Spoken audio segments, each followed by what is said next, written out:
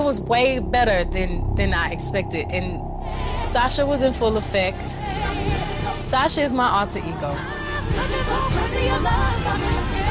And when people see me, sometimes I think that when they meet me and they speak with me, they're expecting Sasha. And I'm really kind of shy, and not really shy, but more reserved, and nothing like Sasha. But I guess I wouldn't be very entertaining on the stage, so Sasha comes out, and she's fearless. You know, she can do things that I cannot do when I'm in rehearsal. I mean, I can try, but then it just doesn't happen. I can sing notes and sing strong and do all these things that when I'm just by myself, I can't do. And I remember right before I performed, I raised my hands up, and it was kind of the first time I felt something else come into me. And I knew that was gonna be my coming out night for the BET Awards. So crazy in love, got me looking so crazy in love.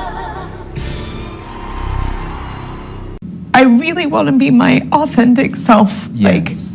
like 100%. Yes. And so it hurts, you know, when I don't feel like I can.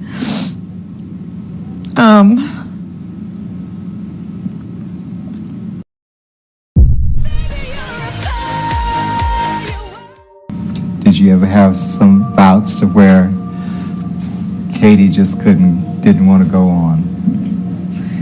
Yeah, I wrote a song about it.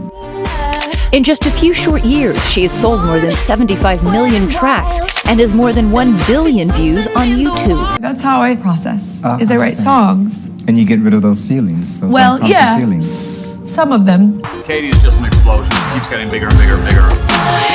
To her multi-hued hair colors as the reigning queen of pop. Some of them don't come out fully, and that's why I still do the work. Which song was that? What lyric comes to your mind? By the grace of God. I was going through some depressing, dark times. Surprising with that trademark Perry fun. They're heartfelt. It's hard, like I say, get on tour. Okay. And it's hard because I'm ashamed. It's been one wild ride for Perry, and one vastly different from her upbringing. You did admit to having once had suicidal thoughts. Very low thoughts. Very low thoughts. Yeah. It's hard because I feel ashamed that I would even have those thoughts, you know? I'd feel that low or that depressed. Her first album was gospel under her real name, Katie Hudson. I so badly want to be Catherine Hudson that I don't even want to look like Katy Perry anymore sometimes. That upbringing makes her first hit song all the more surprising. It was that song about kissing a girl that launched her career. And that is a little bit of why I cut my hair, is because I really want to be my authentic self. I've been in dark places before. It's not just been a one time that I've felt really low. Do you still believe in love? Of course. I'm going to let love lead the way, always. And I was born with this blind ambition, and it's kind of gotten me here to this point, and I think that I'll stick to it. So yes.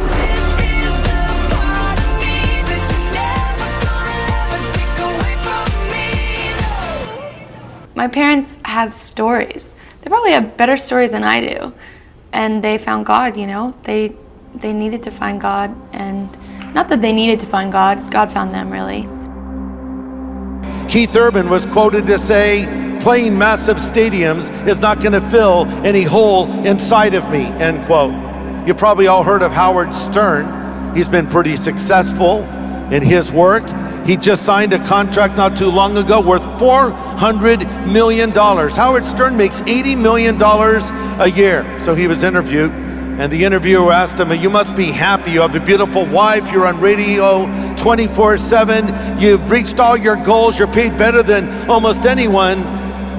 "Are you happy?" And Stern says, "No, I've never been happy a day in my life." Can you imagine?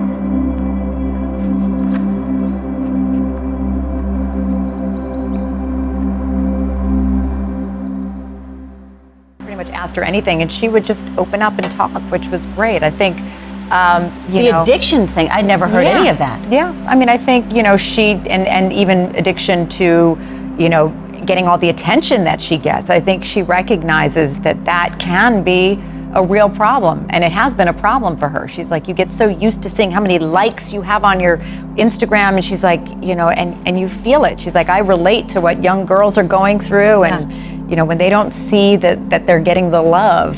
By a team of psychologists, they were trying to crack a key demographic known as the millennials. How do we crack this demographic so we can sell more stuff to them? And their research revealed something that was so startling. They tested 800 more people thinking they'd got it wrong, but then they realized the same answers were coming back. They found an alarming picture of an increasingly lonely and lost generation. This article said the average social media used for millennials is 6.5 hours a day. They concluded these people have a large number of friends, but an increasing sense of loneliness. And that loneliness can drive you to despondency. It's hard because I feel ashamed that I would even have those thoughts, I'd feel that low or that depressed.